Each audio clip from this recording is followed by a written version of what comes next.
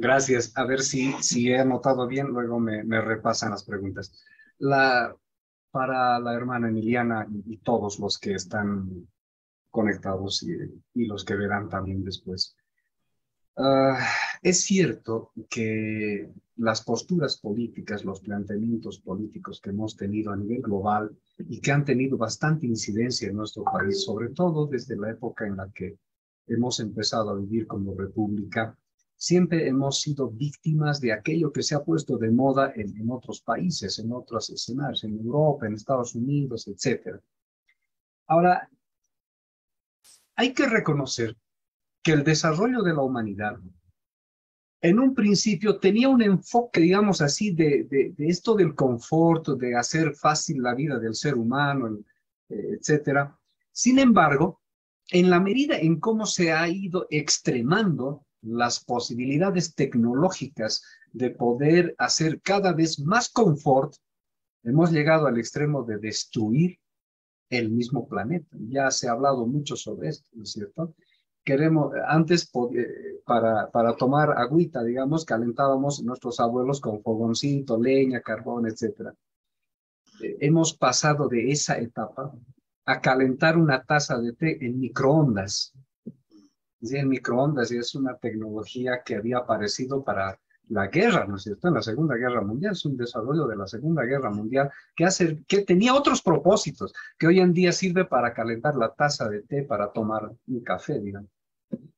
Es cierto que eso ha ido, y en otros escenarios igual, y han ido destrozando nuestra cotidianidad. ¿Sí? Hemos desarrollado tanto que en lugar, a tiempo de beneficiarnos, hemos ido destruyendo nuestra vida. Por tanto,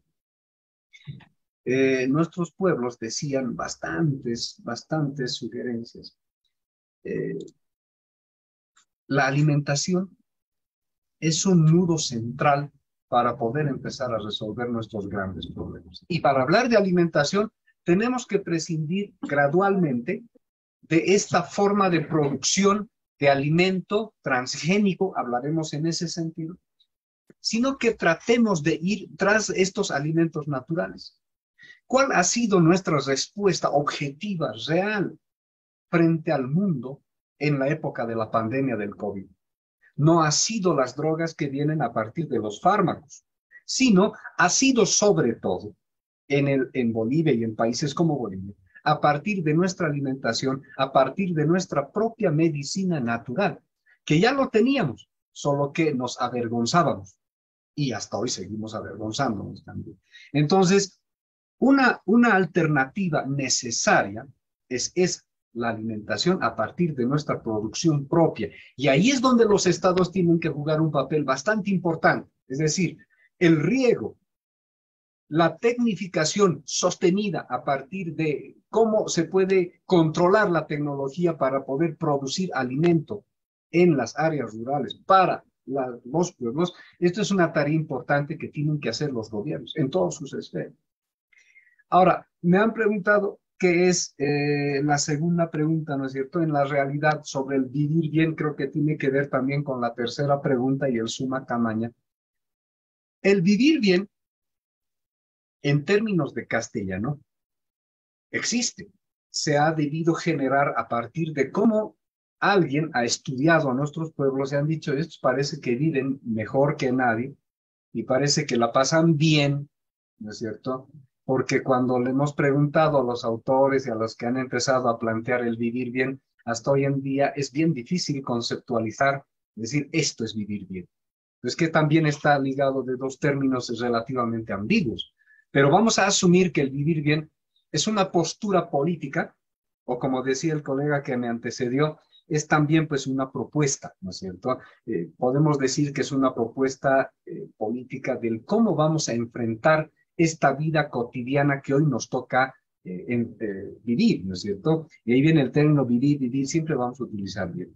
Ahora, ¿qué es lo que nosotros tenemos que hacer para que estos conceptos que estamos planteando hoy en día tienen que ser objetivamente reales en nuestras sociedades?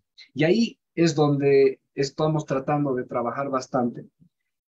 La educación no puede ser un ala más de las cosas que tenemos que hacer. Y ese es un planteamiento ya que los quiero hacer y he tratado de inducir eso en la exposición. ¿Sí? Si vamos a querer que las sociedades realmente quieran cambiar y quieran transformar y que querramos entrar en esta vida íntegra, no solo como seres humanos, sino como seres vivos, porque eso es lo que nos enseñan nuestros abuelos. Takekunas ahayuniusi. Kitinakas takekunas.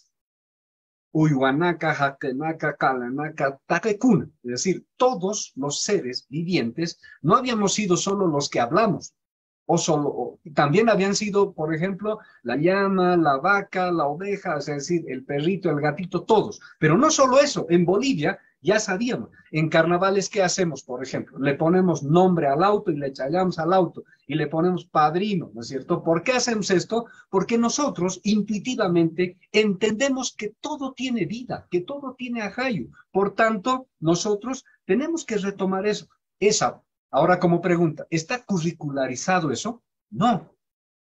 Está dentro de las vergüenzas de nuestra sociedad todavía, dentro de nuestro folclore, es decir, dentro de nuestras horas cívicas. Y eso tiene que dejar de ser un espectáculo, tiene que dejar de ser una entrevista cada vez que hay carnavales, tiene que dejar de ser una entrevista al especialista. Eso tiene que ser curricular, eso tiene que entrar en la currícula, pero hay que sistematizar muy bien el contenido como para que los estudiantes, a partir de esto, entiendan que la vida es más allá de lo que nos han enseñado en la historia lineal, como yo he planteado en mi exposición, cómo nos han enseñado la historia lineal, sino que es a partir de que yo puedo, o como decía Morán, decir, esta complejidad que nos cuesta entender, esta holística que nos falta comprender de nuestros antepasados, es una respuesta objetiva de cómo hoy en día curricularizamos en la educación, y esto va a ayudarnos a construir estas sociedades que estamos buscando. Muchas gracias.